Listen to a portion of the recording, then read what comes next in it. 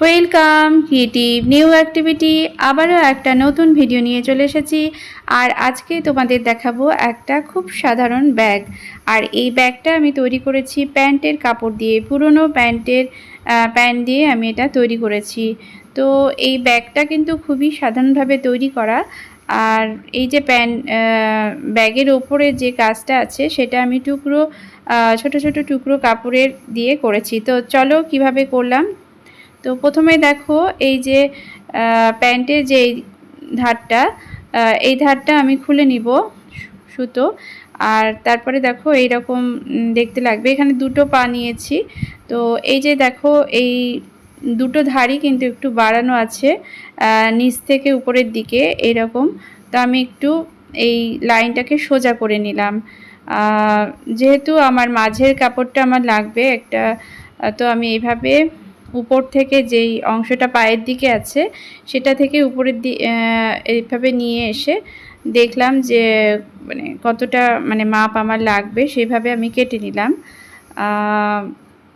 বলতে গেলে আমি এটা সোজা করে নিচ্ছি কাপড়টাকে, যে প্যান্টের কাপড়টাকে, যাতে আমার যে ব্যাগটা সেলাই করব সেই ব্যাগের কাপড়টা বের করার জন্য। তো ওইভাবে আমি ব্যাগের কাপড়টাকে সোজাসুজি নেওয়ার জন্য, কোনো বাঁকা যেন না থাকে সেটা করার চেষ্টা করলাম। যদিও এর মাঝখানে এই যে একটা কাপড় কাটা হয়ে যাওয়ার পরে আমি আর একটা কাপড়ের উপরে এটা দিয়ে এবার কেটে নিব একই মাপের।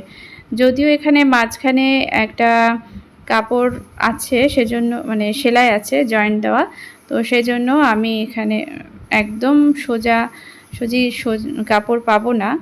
আর তারপরে দেখো যে উপরের দিকটা যেখানটা পায়ের দিক ছিল সেইটাই আমি মুড়ে নিলাম, যেমনভাবে মোড়ানো ছিল সেই একই রকমভাবে।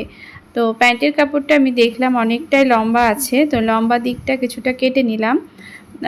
তো সেই কাটা অংশ দিয়ে আমি ব্যাগের যে হ্যান্ডেলটা আছে সেটা তৈরি করে নিব। যেহেতু এখানে অনেকটাই লম্বা মনে হচ্ছে, যেহেতু প্যান্টটা একটু বড় সাইজেরই ছিল, তো আমি এই দুটো কাপড় থেকেই এরকমভাবে কেটে নিলাম, একই মাপ করে নিলাম। তো চওড়াটা একটু বড় মনে হচ্ছিল, তো সেজন্য আমি চওড়াটাও একটু কেটে নিলাম। তো মোটামুটি যেই মাপটা আমার লাগবে, তো প্যান্টের কাপড়টা এভাবে কেটে নিয়ে আমি সেই মাপটা নিয়ে নিলাম। আর দেখলে যে উপরের যে নিচের যে পায়ের দিকটা ছিল সেটা এভাবে মুড়িয়ে নিয়েছি। তো এবার দেখো হ্যান্ডেলের কাপড়ের জন্য যেই কাপড়টা আমি বাদ দিয়েছিলাম নিচ থেকে লম্বা থেকে, তো সেই কাপড়টা আমি নিয়েছি। আর এর ভেতরে আমি একটা শপিং ব্যাগের টুকরো দিয়ে নিব যাতে একটু শক্ত হয়। তো এখানে আমি হ্যান্ডেলটার জন্য ভেতরের দিকে একটা শপিং ব্যাগের ব্যাগ কেটে নিয়ে এখানে ঢুকিয়ে দিয়ে এটা একটু চওড়া করে হ্যান্ডেল তৈরি করে নিব। তো এইভাবে ভাঁজ করে এটা সেলাই করে নিতে হবে। আর আমার লাগবে ছোট ছোট এরকম পাপড়ির মতো কিছু। তো এগুলো আমি এইরকম ছোট ছোট টুকরো কাপড় দিয়ে তৈরি করে নিয়েছি। তো দেখো এইভাবে একটু সিনথেটিক কাপড় লাগবে আমার, তো এইভাবে দুই ভাঁজ করে নিলাম চারকোনা। তারপরে এরকম সুতো দিয়ে এরকম ডান স্টিচ করে নিব, তাতেই আমার ফুলের পাপড়ি রেডি হয়ে যাবে। এইরকমভাবে আমি ফুলের পাপড়ি তৈরি করে ফুলও তৈরি করে তোমাদের অনেক দিন আগেই দেখিয়েছিলাম। তো এরকমভাবে একটা করে পাপড়ি আমি রেডি করে নিব। ছোট বড় যে কোনো কাপড়েই তুমি এরকম করে নিতে পারো, কারণ এখানে ছোট বড় হলেই দেখতে বেশি ভালো লাগবে। তো এরকম করে আমি কতগুলো রেডি করে নিয়েছি পাপড়ি।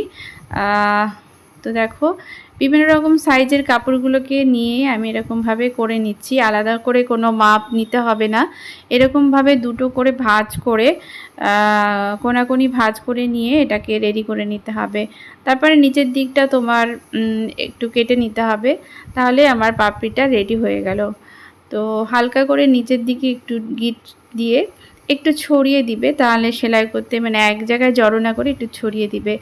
আর তারপরে আমি এরকম কতগুলো পাপড়ি রেডি করে নিলাম। আর এই যে দেখতে পাচ্ছ তিনটা এরকম চওড়া, মোটামুটি 2 ইঞ্চি মতো চওড়া এরকম লম্বালম্বি করে কাটা এরকম কাপড় নিয়ে নিয়েছি। আর এগুলোকে এরকমভাবে ব্যাগের মধ্যে দিয়ে দিয়েছি, কারণ তোমাদের দেখাচ্ছি। এই দেখো এই কাপড়টা নিয়েছি, তো তো এর মধ্যে এই পাপড়িগুলোকে আমি কিভাবে লাগাচ্ছি দেখো, এইরকমভাবে দুই দিকে মানে পাতার মতো, এটা একটা ডাল আর এটা একটা পাতার মতো, বিভিন্ন কালারের পাতার মতো এগুলো দেখতে লাগবে, যেটা তোমরা প্রথমেই দেখলে। তো এইভাবে আমি একটু ভাঁজ করে নিয়ে এটা করে নিচ্ছি। যে আমি লম্বা কাপড়টা নিয়েছি সেটা উপরের দিকে মানে ভেতরের দিকে পাপড়িগুলো ঢুকিয়ে দিয়ে উপর দিকে এরকম একটু ভাঁজ করে নিয়ে আমি এটাকে লাগিয়ে নিচ্ছি। তো খুব সাধারণভাবে এই ডিজাইনটা আমি করলাম। তোমরা বিভিন্ন রকম ডিজাইন করতে পারো।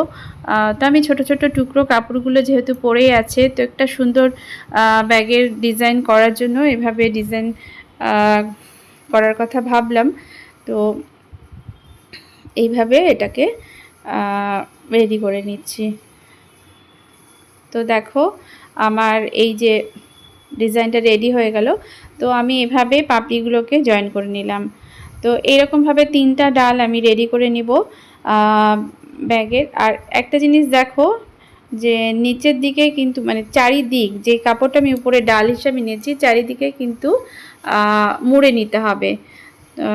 তো এইভাবে আমার এই জিনিসগুলো রেডি হয়ে গেল। তো এখানে তুমি ফুলও দিতে পারো ফুলের মতো করেও। তা আমি এই ডিজাইনটাই রেখেছি।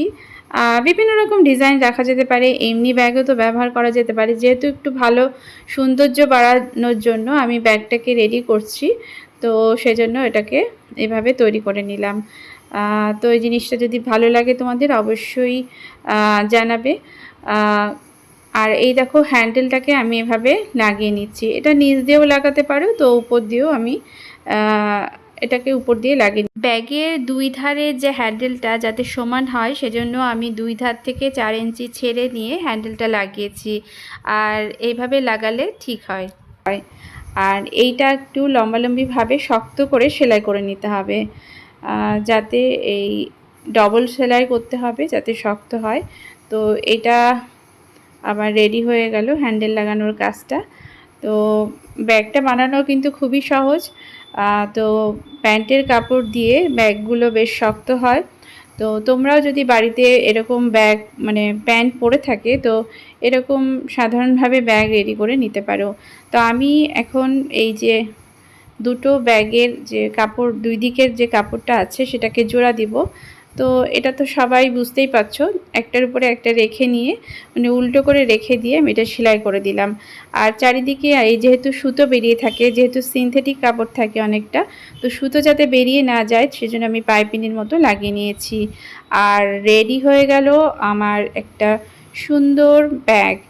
আর এটা কিন্তু খুবই সাধারণ ব্যাগ, তো এটাকে আরেকটু সুন্দর করার জন্য আমি এই ডিজাইনটা করেছি। আর এই ডিজাইনটা করে এটা দেখতে আরও সুন্দর লাগছে।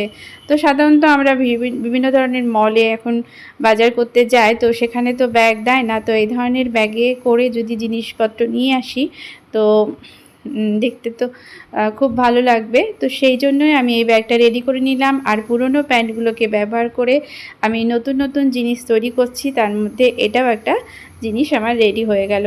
তো পরবর্তীতে আমি আরও কিছু এই পুরনো প্যান্ট দিয়ে কিছু জিনিস তৈরি করব। তো সেজন্য আমার চ্যানেলকে যারা এখনও সাবস্ক্রাইব করেনি তারা অবশ্যই সাবস্ক্রাইব করে নেবে। তো দেখো ব্যাগটা কত সুন্দর হয়েছে। তো তুমি ভেতরের দিকে কিছু যদি পকেট লাগাতে চাও সেটাও করে নিতে পারো। পুরনো প্যান্টগুলো নিয়ে কি করবে, কিভাবে ব্যবহার করবে সেগুলোর ভিডিও আমি আগের এপিসোড থেকে শুরু করেছি, আজকেও একটা তোমাদের দেখালাম। তো পরবর্তীতেও এইরকম ভিডিও আসবে।